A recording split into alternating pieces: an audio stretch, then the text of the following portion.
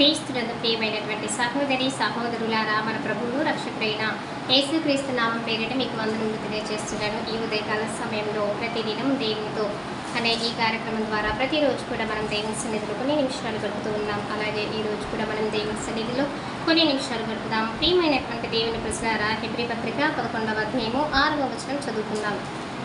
విశ్వాసం లేకుండా దేవునికి ఇష్టడైనట అసాధ్యము. దేవుని యొద్దకు వచ్చేవాడు ఆయన ఉన్నాడనియు తన్ను వెతుకు వారికి ఫలము దయచేయవాడనియు నమ్మవలేను కదా.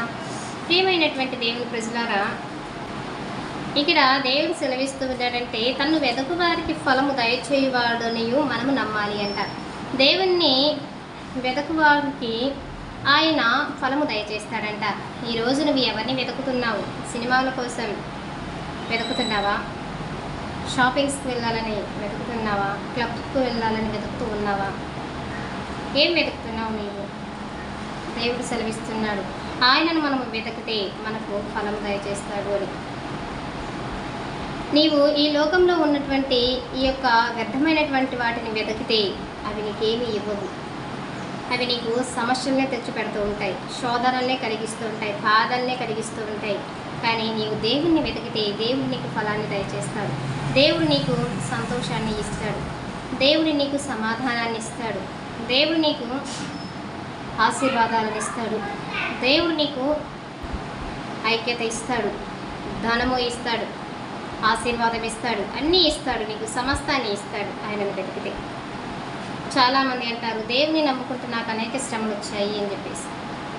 దేవుడు శ్రమలను ఇస్తాడు, ఇవ్వడం చెప్పట్లేదు. కానీ ఎందుకు ఇస్తాడు? ఎందుకు ఇస్తాడంటే ఆ శ్రమల గుండా నీవు పయనిస్తే నీవు దేవునికి ఇంకా దగ్గరగా వస్తావని. ఆ శ్రమలలో దేవుడే నీతో ఉంటాడనుకో. నిన్ను ఒక్కడిగా దేవుడు విడిచిపెట్టాడు. నీ శ్రమలలో ఆయనే నీకు తోడుగా ఉంటాడు, ఆయనే నీ దగ్గరికి వస్తాడు, ఆయనే నీతోనే ఉంటాడు. అందుకే నీకు శ్రమలను నీ జీవితం అనుమతిస్తున్నాడు. కాబట్టి శ్రమలలో నువ్వు వెళ్తూ ఉన్నప్పుడు దేవునితో సహవాసం అనేటువంటిది నీకు ఎక్కువగా ఉంటూ ఉంది. కాబట్టి నీకు జీవితంలో దేవుడు సమస్యలకు అనుమతిస్తూ ఉన్నాడు. అలాగే ఈ యొక్క సమస్యల తర్వాత నీవు ఎంతో ఆశీర్వాదానికి వారసులుగా మీరు పిలువబడతారు. ఎందుకంటే ఈ శ్రమలలో పరిష్కార మార్గాన్ని కూడా దేవుడు చూపిస్తాను అని చెప్తూ ఉన్నాడు. ఎన్ని శ్రమలు వచ్చినా, ఎన్ని కష్టాలు వచ్చినా, ఎన్ని బాధలు చేసినా కూడా దేవుడు మనకు తోడుగా ఉంటాడు. ఆయనను మనం వెతికితే మనకు అన్ని మేలులే ఉంటాయి, కానీ అపజయాలు ఉండవు. ఎంత పెద్ద సమస్య ఇచ్చినా సరే ప్రార్థించిన వెంటనే తీసివేస్తాడు, తొలగిపోతూ ఉంటుంది. కాబట్టి ప్రియులారా, తనను మనం వెతకాలి.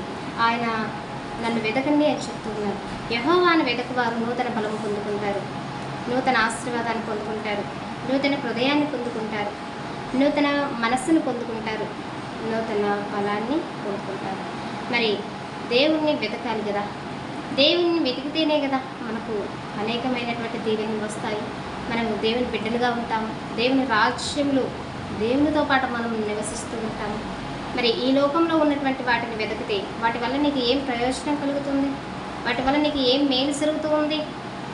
నీకేం మేలు జరగదు. ఎందుకంటే ఈ లోకము దాని ఆశ గతించిపోవును, కానీ దేవుని మాట ఎన్నటికీ కూడా గతింపదు అని చెప్తూ ఉన్నాడు.